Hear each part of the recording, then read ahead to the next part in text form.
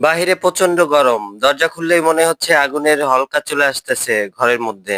এত বেশি উত্তপ্ত। তো আমরা এই ঘরের ভিতর থাকতে পারছি না। বাহিরে তো রোদের ভিতরে গাছ। আজকে এরপরে ২ দিন ধরে গাছে পানি দেওয়া হয় না।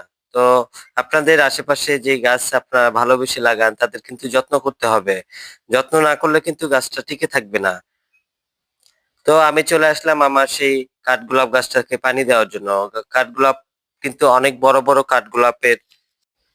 বাহিরে প্রচন্ড গরম। দরজা খুললেই মনে হচ্ছে আগুনের হলকা চলে আসতেছে ঘরের মধ্যে। এত বেশি উত্তপ্ত। তো আমরা এই ঘরের ভিতর থাকতে পারছি না। বাহিরে তো রোদের ভিতরে গাছ। আজকে এরপরে ২ দিন ধরে গাছে পানি দেওয়া হয় না। তো আপনাদের আশেপাশে যে গাছ আপনারা ভালোবেসে লাগান তাদের কিন্তু যত্ন করতে হবে। যত্ন না করলে কিন্তু গাছটা টিকে থাকবে না। তো আমি চলে আসলাম আমার সেই কাঠগোলাপ গাছটাকে পানি দেওয়ার জন্য।